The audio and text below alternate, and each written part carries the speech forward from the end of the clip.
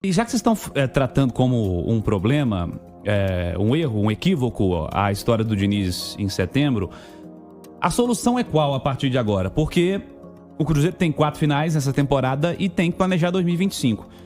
O futuro do Cruzeiro é sem o Fernando Diniz ou invista-se em Fernando Diniz para a próxima temporada e dê a ele condições de ser o Fernando Diniz que foi no Fluminense, Edu? Cara, assim, aí é gosto pessoal, né? Eu queria muito ver o Fernando Diniz participando de uma montagem de elenco no Cruzeiro, jogadores que se encaixem no modelo de jogo dele, zagueiros que se encaixem, laterais, volantes eu acho que já tem na equipe, mas talvez mais um. Enfim, eu queria ver o Fernando Diniz com um campeonato estadual para implementar esse modelo de jogo, com uma pré-temporada, mas o futebol é resultado, né? Ele tá aí, ele perdeu a Sul-Americana, e eu acho que perdeu para um time que era melhor, isso é indiscutível. E se ele não consegue a classificação para pré-Libertadores, sendo que o Cruzeiro passou o Campeonato Brasileiro praticamente inteiro na zona de classificação, aí não tem muito o que discutir se a opção for trocar, mandar ele embora, optar por outro treinador, outra ideia, enfim. Mas se o Fernando Diniz não consegue ir mandado embora, para mim a chancela da incompetência... Primeiro, eu não teria mandado o Seabra embora lá atrás. Assim como eu não teria mandado o Pepe embora lá atrás também, no ano anterior. Eu acho que são equívocos pensando muito em resultado. No caso do Seabra, eu acho que foi pensando em resultado e em tamanho de nome, de técnico. Mas eu particularmente, eu queria muito ver o Cruzeiro ano que vem com o Diniz, com um time mais a cara do Diniz, com pré-temporada, com o campeonato estadual. Mas pelo que vem se desenhando, eu acho que eu não vou ver. Se fosse só resultado do Seabra, o Diniz já teria sido demitido, né? Porque o desempenho do Diniz, tanto em números... É pior. Tanto em números como jogando bola, né? Porque, queira ou não, se você for puxar a melhor partida do Cruzeiro nessa fase ruim, que envolve o Seabra, né? Eu acho que foi contra o Libertad fora, que fez 2-0 e poderia ter feito quantos gols quisesse, né? Foi uma partida... ele foi mandado embora na sequência, né? Porque depois ele empata fora com Cuiabá, ele poupando vários jogadores, no que ele fez certo, né? E aí depois ele é demitido. O do Seabra, a gente falou aqui que a ideia do Pedrinho era, na chegada, já mandar o Seabra embora por causa do tamanho que o Edu falou. Pra ele não tinha tamanho pra dirigir esse time. E o Seabra, sim, foi muito pressionado, né? Pra colocar, por exemplo, esse Wallace pra jogar desde que ele chegou. Imagina, se ele tá ruim agora, imagina quando ele chegou. Né? E ele foi muito pressionado mesmo. Caio Jorge, quando chegou, tava mal. O Pepa também acho que é um bom treinador, não tenho convicção. Mas ali a direção tinha outros interesses também. Você tinha que absorver o pessoal da base, porque é ali que ia sair o dinheiro que a SAF tanto queria e tanto priorizava e tal. A questão do Diniz, o Cirilo, é o seguinte, cara. Esses caras que estão aí... Eu não sei se o Edu acha que individualmente o Racing é melhor do que o Cruzeiro ou jogando bola hoje. Coletivo. Eu também acho. Individualmente, também o Cruzeiro tem alguns jogadores. Talvez sim. Se você pegar elenco por elenco e botar na prateleira, a maioria escolheu do Cruzeiro. Sim, time por time. E orçamento também é bem mais caro. O Cruzeiro é bem mais caro. Agora, coletivamente escancarou. Não, time... Sabe uma coisa que a gente fica... Não é fácil arrumar um jogador titular do Racing pra jogar no Cruzeiro. Porque os melhores deles... O Cruzeiro tem bons jogadores na posição. O trio de atacantes do Racing, vou te falar, viu? Quinteiro, Salas e Martins. Os caras são embaçados. Mas a gente precisa pensar no máximo, né? Acho que os 3 seriam titulares no Cruzeiro. Eu tô gostando do Caio, viu, meu? Eu acho o Caio Jorge muito bom jogador. Não é nenhuma crítica ao Caio. Mas eu acho que esse trio do Racing eu acho que hoje o Verón perderia. Mas eu tô dizendo assim... O Verón perde no Cruzeiro. O máximo que pode jogar, entendeu? Eu entendo que os caras estão produzindo muito mais. Tal do Sousa, né? Também. Sim, mas o que eu tô dizendo é assim, a história, a carreira, se você pensar o máximo que o cara pode jogar. Mas nessa do máximo e da pergunta do Cirilo, que é bem pertinente, o que fazer a partir de agora, né?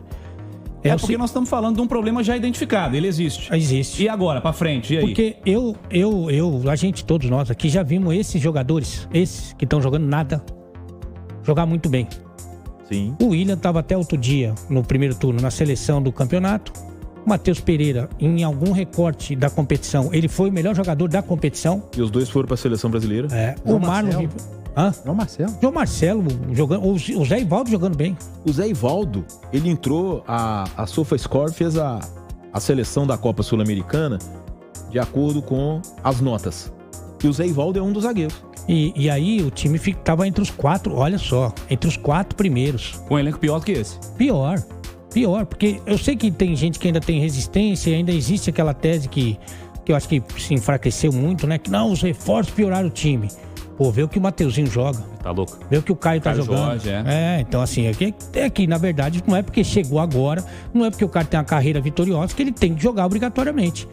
Que é o caso que todo mundo aqui falou do Wallace, por exemplo, né? Wallace e Bernard, né? Um de cada. Por exemplo, são 2 caras que têm uma carreira grandiosa e que não estão jogando. Agora, esses caras a gente já viu jogando bem. O Diniz, esse ano, a gente só viu tragédia. Em que pese que o ano passado foi maravilhoso, brilhante. Talvez um ano de exceção, em termos de resultado, né? Porque ele ganhou o grande título do continente. Mas esse ano no Fluminense, 16 jogos, 1 vitória. Vai saber o que ia acontecer com o Fluminense se o Diniz continuasse lá. Que a gente fala de continuidade, que eu acho que é justo. Você não pode mandar um cara com 3 rodadas embora. Mas tem casos e casos, né? A gente acabou de citar o Kudê. O Roger tá lá, 16 jogos sem perder, o melhor time do retorno. Os caras do Inter estão sonhando com o título. Então mesmo, é bastante factível. Então a continuidade... Dependendo do que acontecer amanhã. Empate amanhã. Né? A continuidade do Kudê seria um erro. E pelo desempenho, o Fluminense segurou o Diniz demais, né? Segurou por conta do Sim, 2023. porque ele venceu. Do tamanho, da gratidão do presidente com ele. Difícil. Já foi uma janela, né? A janela de início de ano do Fluminense foi um desastre. Mas essa autonomia, aí é o erro da direção, né? Isso. A autonomia que deram pro Diniz, e aliás a autonomia que dão pro Diniz, beira um pouco a loucura, porque qualquer outro treinador, você pode pegar o rival, pode pegar o Milito, os caras conversam com o cara, falam assim, ô professor, isso aqui, ô Abel, isso aqui. O Diniz parece que não pode, as ideias dele são absolutas. E eu conversei, o Simões é um cara que acompanhou muito o Fluminense, mas eu conversei com vários jornalistas, ou comentaristas, ou analistas que acompanharam o Diniz nos respectivos times. Então, caras que cobrem o São Paulo, caras que cobrem o Fluminense. E eles estão convictos que esse... Não sei como definir, se é ego, se é sabe, a coisa dele prevalecer com as ideias dele, que isso virou doentio. Porque eu acho que o Diniz, sincero e honestamente, nesse quesito, não tô falando de conhecimento de futebol, né? Eu acho que ele piorou. Que ele tá mais louco. Eu acho que ele tá mais louco. A gente viu no jogo do Cruzeiro na final, daqui a pouco o Marlon olha pra trás, tá o Willian do lado dele. Como a gente via Rodrigo, Vinícius Júnior, todo mundo do mesmo lado, do mesmo canto. Então eu acho que ele tá mais radical com relação a isso. Como a gente via, né, o Fluminense com ele chegou a ter a dupla de zaga Martinelli e André. Pois é. Aí o André, que era o melhor jogador de meio de campo do Fluminense, aí ele pegava e botava o cara atrás pra ter uma saída de bola, mas aí você perdia a articulação. E tem um outro ponto. Essa história do Matheus Pereira também, gente, buscando bola no meio dos zagueiros, isso aí tá irritante isso também. Eu acho que é um negócio que talvez possa ter colaborado muito pra essa percepção que o Ale tem. Eu até brincava na redação, mas não é muito brincadeira, não. Sabe? Eu acho que dentro desse contexto aí, de não ter conseguido conviver com o cenário que foi se formando no entorno dele, né, pela maneira diferente dele querer que os times dele joguem, né, aí se criou o dinizismo. Pô, a gente teve telesismo?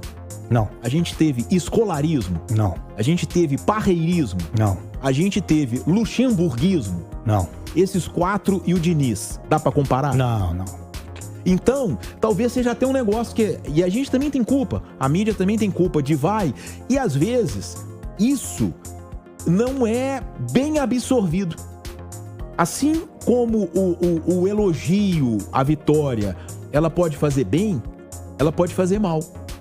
Porque é muito difícil trabalhar essas coisas. É o mesmo caso da derrota. Às vezes uma derrota faz bem, às vezes uma derrota faz muito mal, né? E o time consegue, sabe? Então, eu acho que é um tipo de situação que foi se criando, e o Diniz, ele foi acreditando cada vez mais que ele estava acima de tudo, do jogador, e querendo provar do dirigente, e querendo provar. E aí, o trauma que ele viveu de sair da seleção brasileira foi muito grande, até porque foi uma situação constrangedora, né? Foi uma situação constrangedora e muito mal conduzida pela CBF, tá?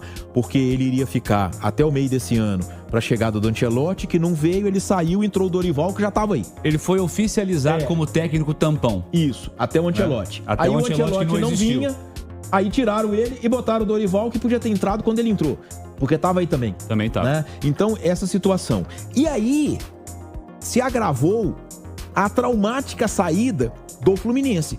Claro que ele criou laços, né? Ele ganhou o Campeonato Carioca do ano passado, aquela final contra o Flamengo, ele tomou 2-0 na ida e fez 4-1 na volta, dando um chocolate. E ganhou a Copa Libertadores e ganhou a Recopa Sul-Americana em cima da LDU, que é uma pedra no sapato do Fluminense. Né? E ganhou a Recopa Sul-Americana em cima da LDU. Mas sem esse jogo mais... Mas, de repente, tudo isso caiu. Você vê, o Fluminense não conseguia ganhar clássico. O Fluminense jogava, não conseguia chutar gol nos clássicos do Rio de Janeiro. O Fluminense, em 16 jogos no Campeonato Brasileiro, tinha uma vitória. Era o lanterna total e absoluto. Chegou a ter 98% de chance de cair. E aí, de repente, é muito fato negativo para ele, e essa é a minha visão, tá? Tava se sentindo lá em cima, conviver e absorver. Entendeu? Então, por isso que eu imaginei, ele ficou um tempo sem clube, né? Por isso que eu imaginei que ele fosse pegar essa chegada ao Cruzeiro com uma oportunidade de se refazer, sabe? De se reconstruir. Não é abandonar as ideias dele, mas adaptar. Ele tem ótimas ideias isso, e algumas que não encaixaram para esse grupo. Pra Pode ser que você vai chegar numa final de jogo único e vai ficar trocando bola na defesa num jogo único, que é contra um adversário que, como o Edu colocou, não dá para comparar a organização como time do Racing e do Cruzeiro. Não dá para comparar. Eu acho que você pode comparar e o Cruzeiro vai ganhar, o único aspecto é na individualidade. Então, tenta potencializar a individualidade, sabe? Eu acho que tem um agravante aí nessa tua análise, é o seguinte, aí a coisa não tá andando, eu acho que ele tá mais agressivo ainda com os jogadores. Eu acho que ele tá mais agressivo, por exemplo, chamou muito a atenção, e tem gente que até fala que o São Paulo perdeu o título, tava na liderança, com uma vantagem significativa, aquela bronca que ele deu, aquela discussão com o Tietê. Foi a primeira que viralizou nesse nível, né? Isso. Cara, eu acho que eu já vi no Cruzeiro umas 8 dessa. Vocês viram Vai falar do Lautaro. Depois do jogo do Lanús, do Lautaro. Eu ia falar também. No jogo agora do Corinthians. Barreal também teve também jogos passados, né? Já teve também com o Matheus Pereira. Então assim, cara... Como é que isso repercute no elenco, Ale? É que é de jogador para jogador. Agora, o que acontece é o seguinte, os caras, eles não estão de sacanagem. Sabe se os caras que o bicho era de 60 picanhas, sei lá, quanto dinheiro... Era 60% do prêmio. Do prêmio. Não sei quanto que é o prêmio. Muito prêmio. Não lembro quanto que é o prêmio. O cara marcar o nome dele como campeão da Sul-Americana. É currículo, pô. O cara pode, se ele quiser, ele pode com esse título, com esse desempenho, ele pode ir para outro clube, tentar a Europa, tentar o quê. Ou o cara que não tá certo no time do Cruzeiro do ano que vem, que muito provavelmente vai ser mais forte, ele pode confirmar a presença dele em 2025. Então o cara, ele quer o título. Ele quer muito o título. Os caras não conseguem. Os caras não conseguem. Pô, você vê o William que tava na seleção brasileira. Ele não consegue jogar bola mais. Não pode lançar, tem que ir lá pro lado do Marlon. Às vezes o cara não consegue. Mesmo o João Marcelo, que vinha fazendo completamente exposto, completamente vendido. O Wallace tenta fazer uma função, o Wallace não vira o corpo, ele esterça o corpo. O Wallace tem que andar pela direita, que ele anda com o caminhão do Pedro e do Bino. Ele não consegue fazer aquilo lá. Não consegue fazer. Sabe? Então, assim, cara, é difícil entender. E aí, muito desse coletivo, além do trabalho longo do Racing, é disso. Por exemplo, eu via com o Seabra, um time treinado. Eu via o time treinado. Um time que sabia e fazia aquilo que era pra fazer, que era o Matheus Pereira solto, todo mundo marcava pro Matheus jogar. Ele podia passear pelo campo ofensivo à vontade. Você tinha os extremos que tinham que fazer essa proteção justamente para ele ficar liberado. Você tinha o entrosamento dos volantes. Sabe? Você tinha a liberdade para os laterais. Você tinha essa bola longa. Então você tinha vários aspectos. Do Diniz, a impressão que eu tenho, juro por Deus, é que o tempo de treinamento que ele teve foi para você fortalecer as coisas que deram errado. Que é a saída, mais uma vez. Então eles ficaram mais treinados para a saída, que deu errado. A linha alta. Linha alta. Deu errado. Foram coisas que ele treinou. Até que também que o Zé Ivaldo perde muito, né, na jogada aérea ofensiva. Mas até o escanteio, o Cruzeiro não joga mais na área a bola. Até o escanteio não joga mais bola na área. Então, poxa, eu acho que é pra se pensar, viu? Vamos ver. Mas fato é que o Cruzeiro tem 4 finais agora pra jogar a Libertadores no ano que vem, né? Isso é um fato.